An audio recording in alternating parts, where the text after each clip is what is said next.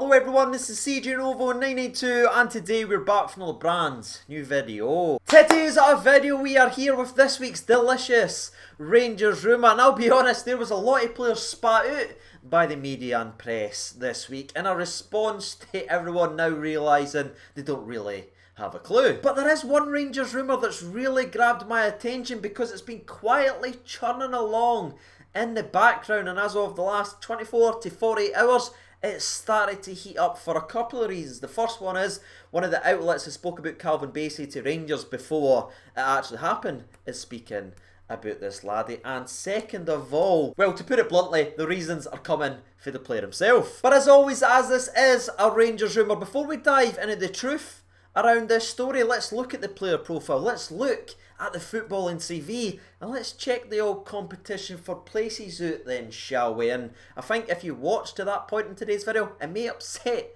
a lot of people. But before we say whether or not Rangers are going to be signing the man, let's have a wee check to see if they should be. Zungu is a 27-year-old defensive midfield player with experience playing in the top flight of Portuguese league, but right now he currently plies his trade in League 1, or whatever it's called now, the Uber Eats League 1 or something. It's the French league, okay? That's the league we're talking about. Now, Zungu is known for his quick feet in and around tight areas and being very, very comfortable on the ball. He's usually the go-to guy and the first option from the defence and from the goalkeeper to get his team forward, and that's whether he's running with the ball himself, going for a wee trek, or he's hitting one of these long diagonals. And I really can't stress that last one enough, being that guy to get the ball for the defence and hit that diag in behind the defence into the wing areas. That's the majority of this guy's clips. It's very, very similar to the current role that Stephen Davis has at our football club. Because if you think about the role Stephen Davis had last season, it wasn't he bombing forward, it wasn't he being the creative threat that he once was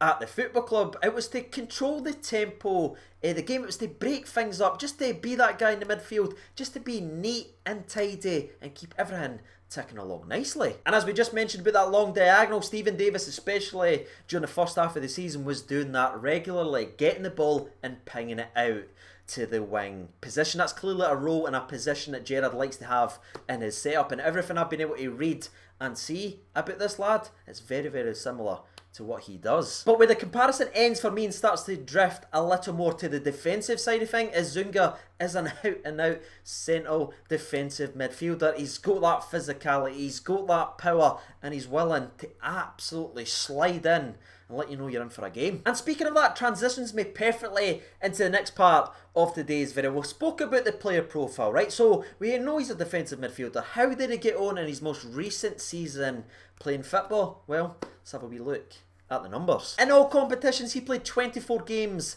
last season, scoring 1 goal and grabbing 1 assist. Within those 24 games, he picked up 6 yellow cards and 1 red, which I imagine is going to be drastically different if he comes up the road. But again, his stats aren't jumping out at you, but remember, he is an out-and-out central defensive midfielder. So because he is a defensive midfielder, how did he get on in terms of the old clean sheets? Well, unfortunately, he was only involved in 4 clean sheets within those 24 games, but that's not really a surprise considering how badly his team struggled from front to back all season long as they finished second bottom of the league. But it is worth mentioning, from that most recent season we just spoke about, his most complete performance, in my personal opinion, had to be the 4-4 draw with PSG, who aren't that bad at football if you're thinking about it. What a performance he put in, playing the entire 90 minutes, and what was a crazy game of football. But throughout the game, even after PSG came back into the game and took the lead, that might dishearten people and put people off, but no, he was still chasing, doing absolutely everything. His stamina and his work rate and his just selflessness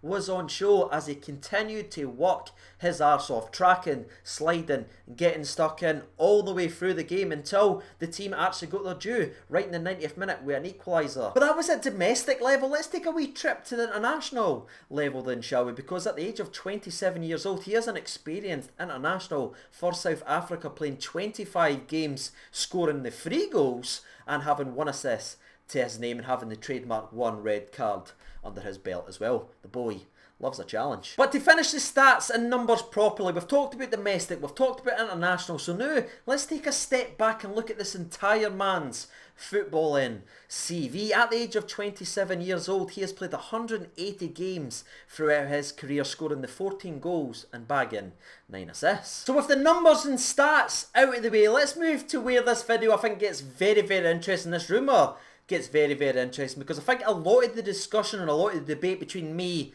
and thee is going to be on the next part, which is of course the competition for places. Because if you're just looking at central midfielders at Rangers, you're going to be there a wee while because we have Jacko, we have Davis, we have Arfield, we have Aribo, we have Glenn Kamara, we have Ross McCrory, and we have Greg Docherty.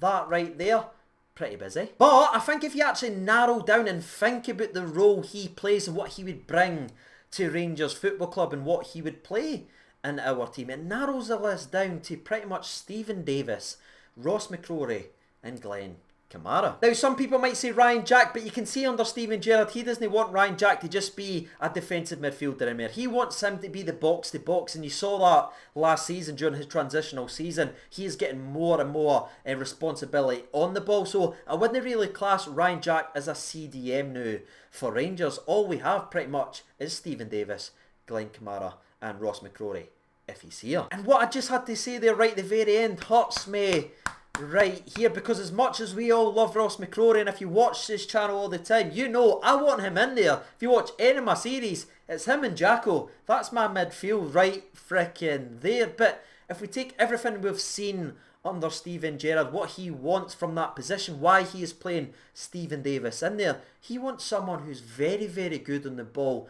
to be that first option. Now I'm not going to sit here and say, oh, this player's better than this player and do a comparison that way, because we never know until he pulls on that Rangers jersey. But what we do know is his speciality has been really, really good on the ball, so he's better on the ball than Ross McCrory. He's an out-and-out central defensive midfielder, so he's got better defensive awareness than Stephen Davis and Glenn Kamara, who, to me, I'm going to be honest with Glenn Kamara, I think he's better with a wee bit less defensive responsibility and a wee bit more creative and attacking responsibility, just being that guy in the midfield, just to be another body there to keep things ticking on the attacking side of thing. And obviously he's a lot more physical than Stephen Davis as well, who filled that role in the second half of the season. So if you just look beyond, oh, he's another midfielder, and focus on what his traits and what he's good at, it ticks a lot of boxes, especially the boxes we were missing in the second half of the season. So this one's very, very interesting, lads, and this is why I wanted to talk about it, because it's fun just talking about football things way. That's why we do the channel, and I can't wait to see what your thoughts and opinions are if you're watching